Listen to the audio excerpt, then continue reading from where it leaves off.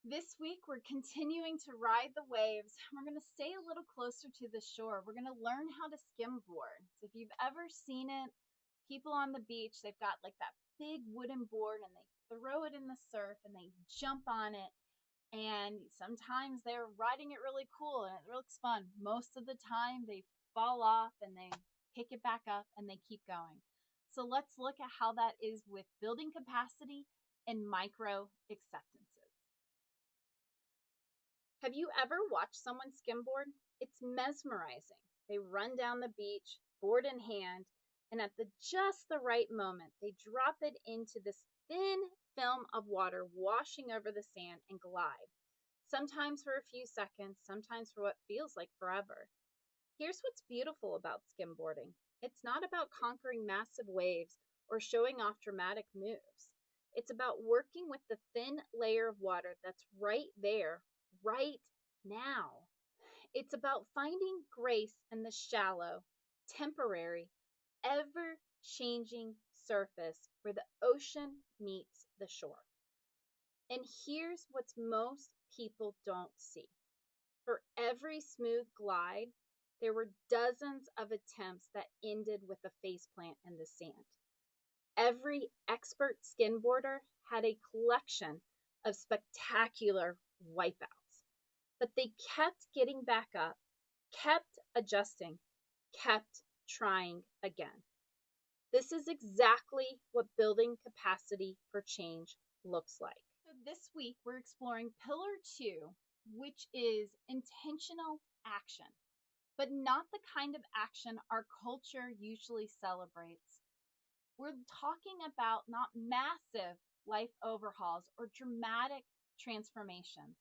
We're talking about something far more powerful. The micro acceptances, that steady journey of progress.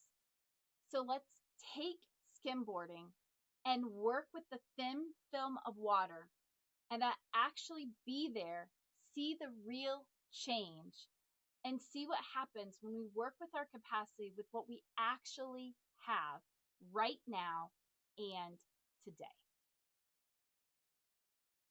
So let's look at what a micro acceptance is.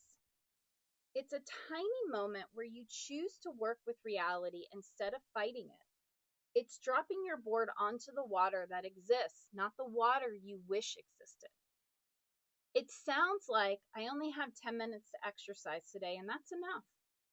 I'm feeling overwhelmed right now, and I can still take one small step. This isn't how I planned it, and I can adapt. I'm not where I want to be yet, and I'm exactly where I need to be for this moment. Each micro acceptance is like dropping your board into that thin film of water. It might carry you 3 feet or it might carry you 30. But you can't glide on water that isn't there. And micro acceptances is like grief. It's the journey of grief, actually. It's being able to be present, even for the most micro capacity there is. Because that micro capacity compounds and leads to the bigger things that we are inevitably avoiding and causing us to get into these negative dynamics. So let's look at the capacity building truth. So here's what I learned about building capacity. It's not about pushing through and making these big, wide sweeping goals and these successes. It's about being present in the very moment and realizing and making intentional decisions each time we come up to something. It's letting go of the avoidance and accepting what is in the here and now. Some days your water is deep and wide. You have energy, motivation, time, and focus. Those are your long glide days. Enjoy them. Use them. Other days, your water is barely a film across the sand. You're tired. You're stressed, dealing with life stuff, or just having an off day. These aren't failure days. These are skimboarding days. These are the days that actually build your capacity for lasting change. These are the days you hop on, even though you know the chances of face planting are higher, It's important for you to just show up. So let's explore the 3 zones of change. The shallow zone are maintenance days. These are your 1% days. Maybe you're exhausted. Maybe you're still drink your water. Maybe you're stressed. Maybe you're still taking 3 deep breaths. Maybe you can't do your full workout, but you walk to the mailbox. This isn't settling for less. This is building the neural pathways that says, I'm someone who shows up even when it's hard. The mid-zone days are growth days. These are your sweet spot days. You have some energy, you have some time, you even have a focus, winning.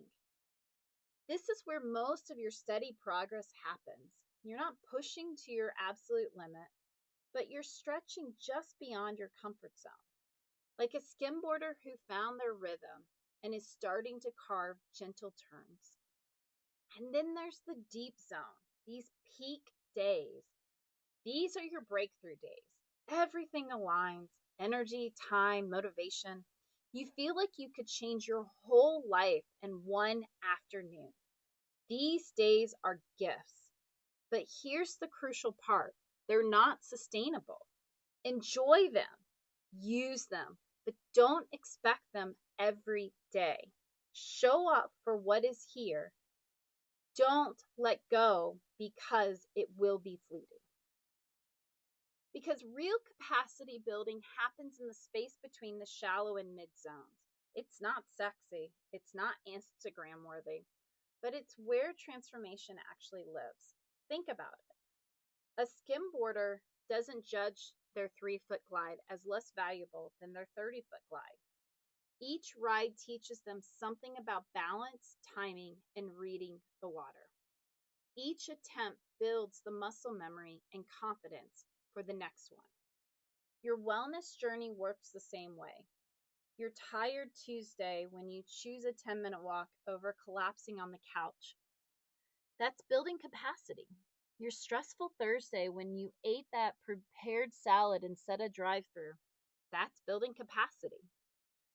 Your overwhelming Monday when you went to bed on time instead of scrolling until midnight. That's capacity building. So every morning this week, I want you to do a quick water assessment. Step 1, check your water level. On a scale of 1 to 10, what's your capacity today? Be honest. 3 isn't bad. It's just information. Step 2, choose your board. Based on your capacity, what's your intention for today? If you're at a 3, maybe your board is, I'll just drink enough water and get to bed on time. If you're at an 8, maybe it's, I'll try that new workout and meal prep for tomorrow. Number 3, drop your board. Take action based on your actual capacity. You showed up. That's work with the water you have. Step 4, celebrate the glide. Whether you're gliding 3 feet or 30 feet, you showed up. That's building capacity. So here's what happens when you practice microacceptances consistently. You start to trust yourself. You start to believe that you're someone who shows up regardless of conditions. And that belief, that becomes the foundation for bigger changes when your capacity grows. You're not just building habits, you're building identity. You're becoming someone who works with reality instead of fighting it. Someone who finds a way forward even when the path isn't perfect. This week, I am giving you permission to be human. Permission to have shallow water days. Permission to work with 30% capacity. And some days have 90% on others. Permission to measure progress not by your peak performance, but by your consistency in showing up. Because here's the truth. The skimboarder that goes out every single day even when the conditions aren't perfect, even when they know they're going to eat sand. That's the one who gets the 30-foot glide, not the ones who show up every once in a while. So be consistent, connect to your capacity, and let's see where it can take you. So let's look at reflection questions. Today, take some time and throughout the week, reflect on the following. Where in your life have you been waiting for deeper water instead of working with what's available? What does your skimboarding practice look like? What does it look like on high capacity days? And what does it look like on low capacity days? How can you celebrate small glides the same way you celebrate big ones? And what micro acceptances could you practice today? This week, let's practice skimboarding through life. Some days you'll glide beautifully. Some days you'll face plant in the sand. Both are part of building capacity. Both are part of this journey. Remember, you're not trying to become someone who has all the perfect conditions. You're becoming someone who can find grace and forward movement regardless of the conditions. The water is always changing, but your ability to work with it, that's growing stronger every single time you show up. Drop your board, trust the process, celebrate every glide. Micro acceptances create the steady journey of progress. So let's glide together one day at a time. Let's build that wellness village.